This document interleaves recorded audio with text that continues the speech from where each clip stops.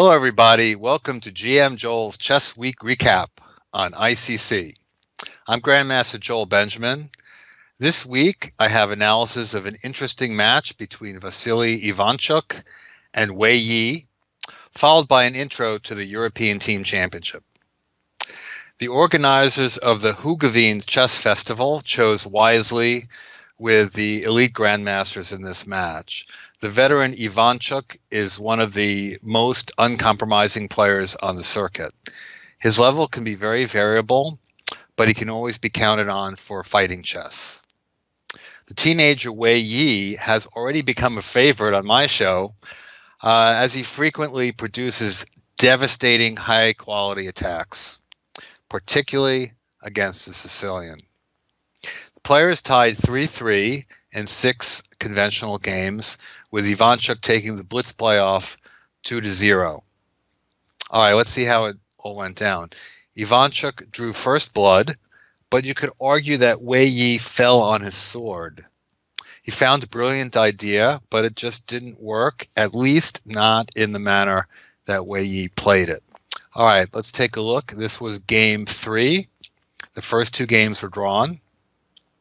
Ivanchuk playing white.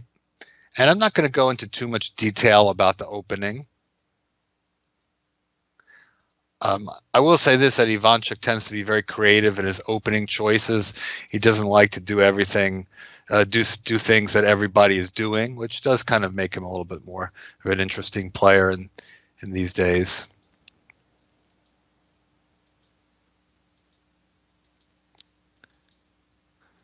So fairly standard kind of stuff. And of course, Wei Yi probably could have played in such a way to keep this Darksford bishop, not trade it, but this is also okay too, because he, by taking the knight, maybe his knight is going to go to e4 someday, or he'll be able to play c5. And White does have a little bit of an edge in development. All right, so this knight goes to d4. Otherwise, Black might have played g5, breaking the pin, and knight e4. And queen a5 check, right? Because Black set that up with c6. So queen a5, again some action there on that diagonal towards the king. f3, okay, trying to take away knight coming to e4, but it does weaken the position a little bit. Rook e8, and now king f2, so this is White's way of kind of getting developed. Now in this position, rook c8, preparing, bishop e2, okay. Now it's go time with c5. And this move seems to be okay, but I'd like to point out a computer move here, because sometimes they can be quite interesting. Komodo suggests queen d8. Now, I know the queen came from d8 a few moves ago, but the idea is that now the king has gone to f2, and that sets up possible ideas of knight g4 or knight e4, which aren't really threatened, but if White plays something like rook c1, developing the rook, then knight g4 check can happen. So the computer suggests, this is Komodo actually, suggests bishop g3, knight h5, there are other moves, and one possible variation is queen b7, takes, rook b8, queen c6, and rook b2. White is a pawn up, at least for the moment, but Black has enough play for it, and the computer assesses it as basically equal.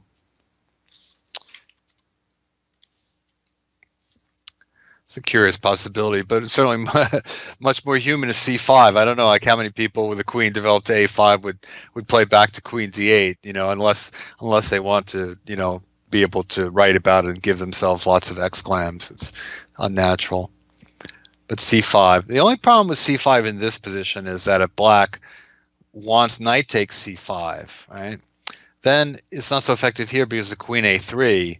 Black would like to keep the queens on to take advantage of White's slightly delicate king, but if the queen moves away, White will take on f6, and Black won't be able to take with the queen because knight on c5 will hang. So that would be slightly awkward. So for that reason, Wei Yi takes with the rook, Then we see rook hc1, bolstering the rook on c3. And this is where it gets really interesting, because Wei Yi goes for a rook sacrifice, and it doesn't work. He loses the game.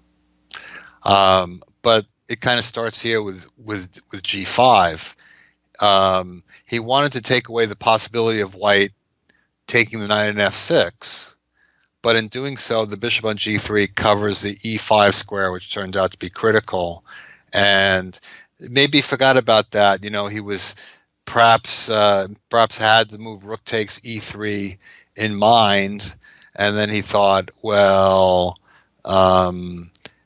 there's a possibility bishop takes f6, and let me get rid of that move, bishop takes f6. But black is okay against bishop takes f6, and this is how it goes. Black can take on e2, kind of desperado move. Can't take the rook because the bishop can take back, and then you don't get to take that. So takes, check. You got to get this order right. King, e1, or probably f2. F2 makes the most sense.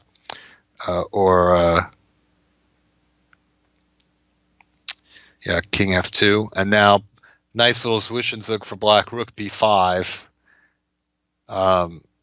And Wei Yi might not have seen this possibility at all, because it looks like black has a problem with that rook on c5, but the combination of check and rook b5 gets black out of that little situation. So now when the queen moves away, he's able to take the bishop, and so he gets a position with compensation. And further computer analysis suggests knight b3, queen check, king f1, and now best to play d4 before white consolidates. Now if white takes that pawn, he loses the pawn on b2. So basically the computer assesses this as a kind of dynamic equality. Now to get back to the rook takes e3, you might say, well, why doesn't white just play king takes rook like he did in the game? Well, then comes d4 check. As the king goes away, black just takes the rook on c3 with a much better position. If king takes d4, check this out. Rook c4 check. Right? This rook can be taken 1, 2, 3, 4, 5 different ways.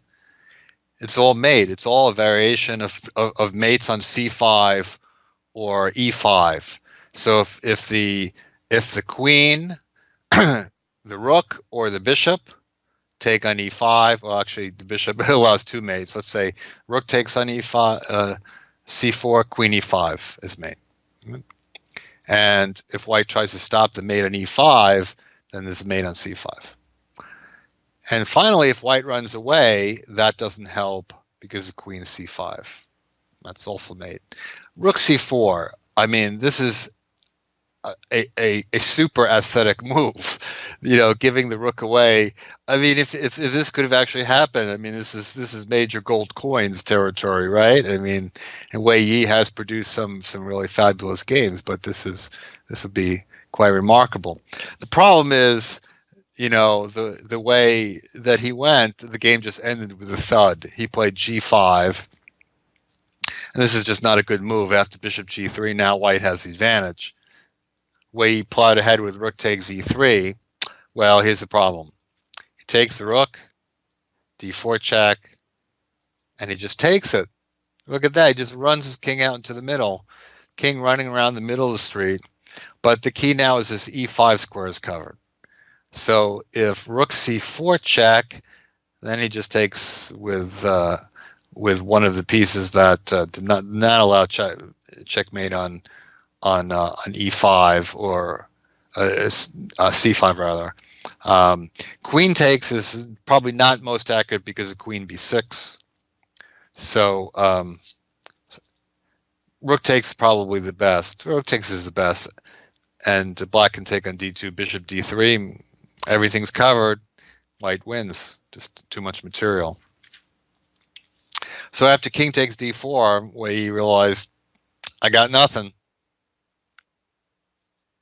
He was like George Costanza trying to think of an excuse to get out of a social engagement. I got nothing. Rook e5. Okay, it's not not checkers. He's not going to take that. So no mate happens, and well, Chucky consolidates. Knight e4, getting ready to bring the king away, and rook c5. After this move, White might even be getting ready to take this knight on e5, or maybe take the knight on d5, getting rid of Black's remaining stuff. So that's it. Wei Yi resigned. So really an amazing little skirmish in the middle. Wei Yi had this really, really cool idea, and it could have worked in the other move order, but the way he did it, it just was just a big juicy zero. Okay, so so the first win went to Ivanchuk, and he nursed the lead into the final game.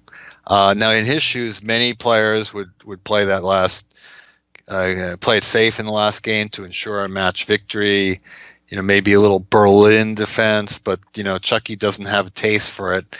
He likes the Sicilian. He gave Wei Yi one more shot at the Sicilian. It's just what the doctor ordered, and Wei Yi came through. So we're gonna have a look at Game 6 next. All right, so as advertised, it's the Sicilian, and not a particularly safe one for Chucky, I think. He plays a6. Now, I'm a Taimanov player myself from way back, and I kind of gave up this move order with a6 because more and more people started to do something that I like to do for White, which is to take the knight and go bishop d3. Now, the reason why this is effective in this move order against a6, because as you can see, after the b pawn captures on c6, the pawn on a6 serves no function. In fact, it's better on a7. It's less of a target, and the bishop might come to a6 someday. And Ivanchuk does not really find any way to get a safe position. Okay, so Black delayed d5 to not let White play e5 so easily. So White played a little bit different style, and he's going to play this for f4, bishop b7. So Black not developing the king side so fast, but it's kind of interesting that Wei Yi does not take the knight on f6 to double the pawns, but then Black would really have an advantage on the dark squares. So he just keeps the bishop on the board, knowing that that's going to be a really important attacking piece. And now he's got ideas to open things up with e5 and f5. So see bishop e7, and he runs away, which is a little bit interesting. But Chucky stays in the line of fire there, and now these pawns come forward.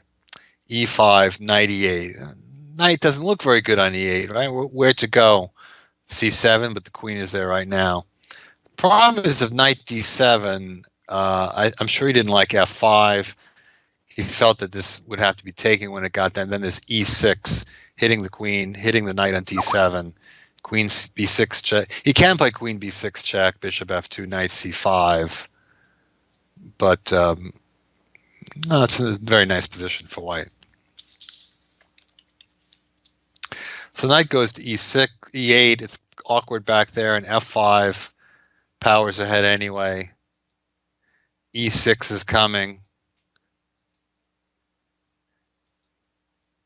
And so g6. So now Wei Yi sticks that bishop in. Knight e6 is coming. So maybe king h7 to anticipate that would have been a good move. Rook d8 was answered by e6 and f5. Now it's kind of a question: can White get in there? You know, to the king side. Can he kind of get in behind those pawns? Wei Yi succeeds. All right. It starts with queen d2. King h7, bishop f2, hitting the queen, and now bishop e3. So he sets up this battery with the bishop and queen hitting h6. Black can try various things here. Knight f6 is possible, bishop h6, knight d7, pawn takes. Now the rook on f8 is attacked, rook f7, and now White could play something like rook ae1, rook takes d7, rook f3. So he's got this nice rook on the e-file. The other rook's coming to h3, harassing the king, and White can try to trade off dark squared bishops and penetrate. It's a very nice position for white. It's clearly better. So Chucky tried h5, queen f2. And this is interesting. The engine wants to go queen d4. Both moves are headed for f4. But the idea here is that if black plays knight f6, the computer wants queen a7. That's kind of a nasty sneak attack on the bishop on b7, and also ideas of the bishop coming to b6. And that move is apparently very strong. Okay. Wei Yi plays a more human queen f2. But here Chucky should actually play knight f6. And this is always a useful lesson. This is one thing that is very fascinating to me. Grandmasters are more apt to see this kind of thing, but the average club player is not so likely to think of an exchange sacrifice, but something like this. Now, black has finally gotten kind of control of the dark squares, and I'm not saying it's great. Probably white should still be better with the extra exchange, but black is really staying in the game. Pretty soon, things went real bad. Queen f2, c5. Okay, looks great in the center, but now the king side is starting to fall apart. White is getting ready to penetrate to h6. So black kind of has to try to keep him out, but it's eventually going to be super breakout. You can't keep him out forever. And the problem with rook f6 is, okay, knight g7, white was going to play queen h6 check and bishop g5, I think. Looks like white's powering in. So we see in the game, rook f6. Now, nicely timed exchange, bishop e8, because queen g5 is now trying to take h5, hitting the rook. Now the position just falls apart, basically. Rook f8, trying to defend. And Wei Yi gives a couple of checks. I think he has a few different ways to go about this. He was probing a bit. And eventually bishop coming to g5. And he's not only taking off this rook, but then he takes off this pawn on f5. And that just kills the defenses. He's threatening, I guess the principal threat is rook g5 and queen h8 mate, but also just to trade the rooks and penetrate with the queen to f7. It's all over. So they were tied at 3 and went into the playoff. Now, Ivanchuk won the first tiebreak game with white, putting Wei's back against the wall in game 2. Ivanchuk found the wisdom to switch to the Scandinavian defense. No Sicilian. So why no Sicilian? Well, I think Wei Yi was asked at this match, what would happen if people stopped playing the Sicilian against you? And he said, I would probably lose 100 ELO points. So he really likes to play against the Sicilian. But Chucky went for the Scandinavian and used a slightly unusual move order, and it paid off big time, and we're going to see that next.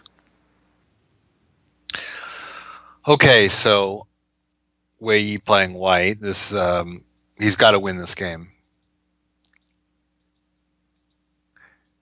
So Ivanchuk plays this in a slightly different way than normal because he delays the development of the knight on f6.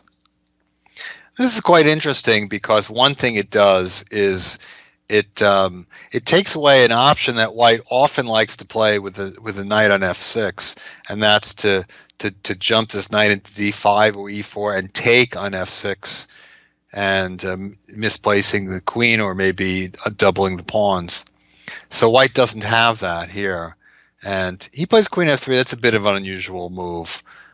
We see more often knight f3 or I kind of like queen e2. I think that there's a virtue in not developing that knight sometimes, that you might chase the bishop. You could even do that right away, g4, bishop g6, queen e2, preparing to castle queenside. I don't know if I like the development of the queen to f3 so much. It didn't seem to really work out that well for white. And now Chucky starts developing normally. And now this position here, We're already in a new position, which is a little bit surprising, as there were a whole bunch of games from this first 6 moves, but Queen F3 relatively unexplored, and so they're in kind of a new thing. H3, well, Knight G3 runs into Bishop G4. That's a little bit of a problem for White. He has to spend this tempo. So H6, not only giving the bishop a little home back there in H7, but meaning G4 is not going to be followed up with G5 plowing ahead. So Rook E1, castles, King B1, the ubiquitous King B1, and now G4. Maybe White would have been better off just playing Knight G3, and if the bishop retreats, dump a knight into E4. And White is slightly better, but of course it's a very solid position for Black. Not so easy to break through. But Wei Yi gets into big trouble very quickly. G4 and Knight F4. This is a very unfortunate move. And sometimes when you're trying to make things happen, you may not realize that your opponent, who has a very solid position, can suddenly actually cause real problems. And that's what happens after E5, because the white pieces just find themselves on very exposed squares. Now, relatively best here was to come back, Knight E2. It's not so easy to play a move like that. Just go back to where you came from. But then we see takes, Knight E5, Queen E2, and maybe again Rook H8. And, okay, Black is probably slightly better, but at least the knight on D4 is not dropping. But the game was just an immediate, complete disaster. Knight. See, he took on E5, knight takes. Now, objectively best is Rook takes E5, but that's just a clear exchange.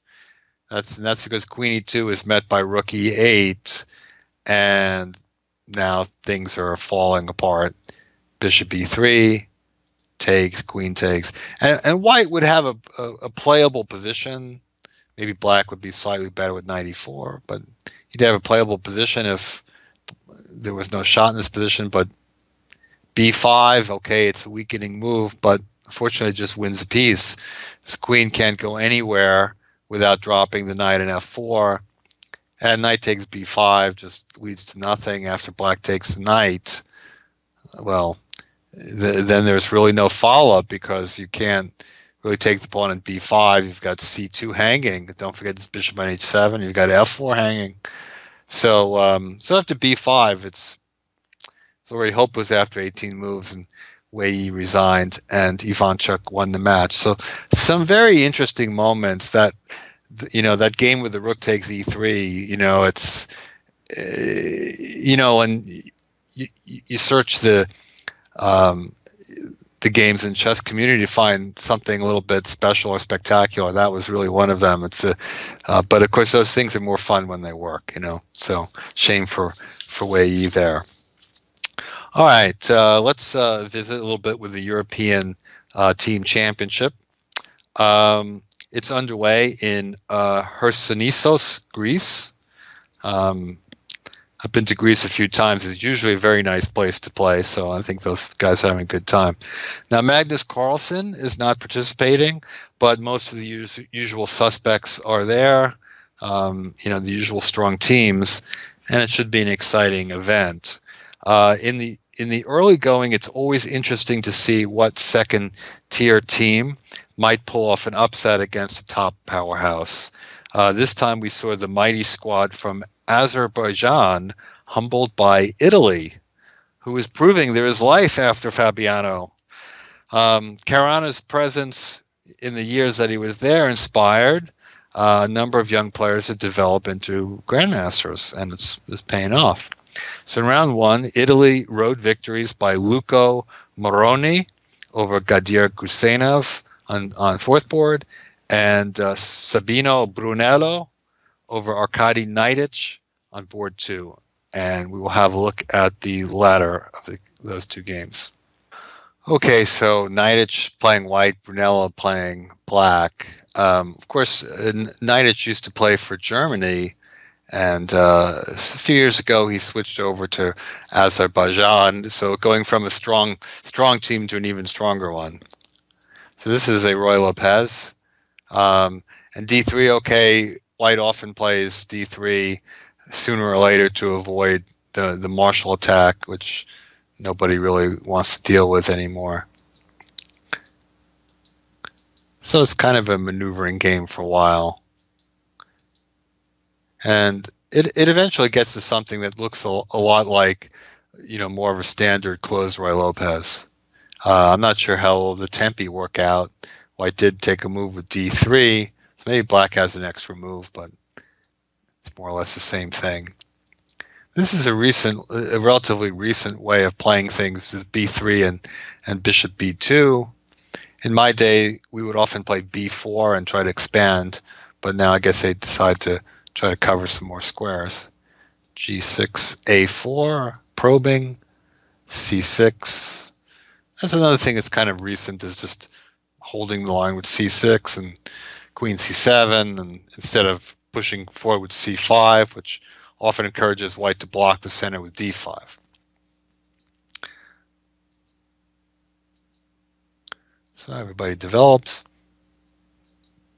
C4 takes an A4. This is perhaps slightly inaccurate. If Black takes on C4, I think that gives him actually an easier game, because Knight can take on D4 and play C5, now opening up this bishop's diagonal. Bishop goes back, maybe something like rook E6. Black has some pretty good pressure on E4, and this is approximately equal. After B takes A4, there's a little bit of a surprising move, C5, but this is giving White a little bit of a bind. So it's actually a good move by Knightage, though it didn't in the end work that well, because he might be getting a kingside majority, and also the extra pawn that Black may have on the queen side is not going to be so great. The A6 pawn could drop in a lot of lines. So Brunello gives the pawn back to get some activity. Probably was a pretty good idea. Trades off one of the bishops. So White has an edge here, but it could definitely turn around. Knight A5, and the bishop reposts on a good diagonal. Rook D4, and Komodo does not like this. Says White should have played Knight D4. That stops bishop F5, attacks the pawn on C6. I think he just kind of misjudged the position. This bishop comes out now to D5, and probably rook D6 is also something of a mistake. This bishop is really strong on D5, and now Knight H2. Suddenly White ends up in a lot of trouble. Rook B8 is very strong. Now menacing rook takes B2, followed by bishop takes E5, and it's not so easy to defend against. He plays Knight G4, Knight E6, okay, introducing another problem, the C5 pawn, and now Queen D2. This just makes things worse. Relatively better was Knight E3 and Rook B5, hitting the pawn on C5 and the knight on A5, and Black is much better, probably just winning a pawn. But the way the game went was, worse. Queen D2. Just Knight takes C5 is very strong, as White has too many loose pieces.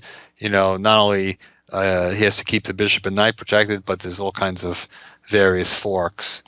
So after Rook C1, Rook B2, and now takes Knight on A5. So basically now Black had to consolidate with two pieces for Rook, and it's a position that Knightage might very well have resigned if it wasn't a team tournament, but you really have to try do everything you can for your teammates.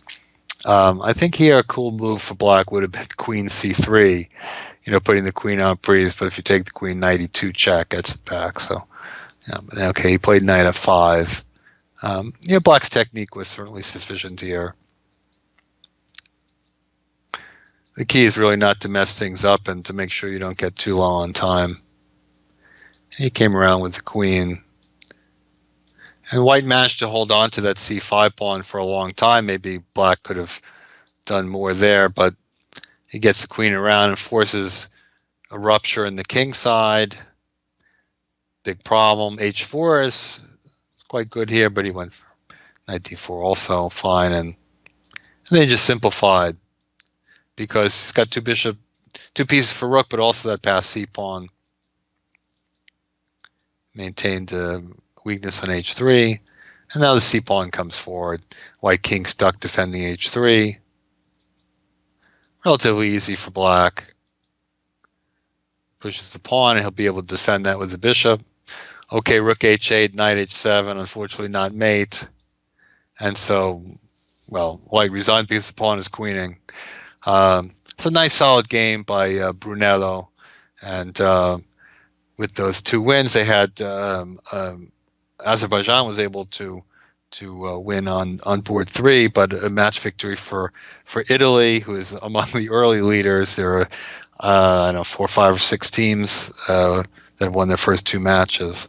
But of course, that will heat up, and I will have some further stuff for you next week from that event. We'll see how it turns out. Who gets the hardware. All right, that about does it for this week. I'm Grandmaster Joel Benjamin. I hope you enjoyed the show, and I hope that you will join me next time on GM Joel's Chess Week Recap on ICC. Bye.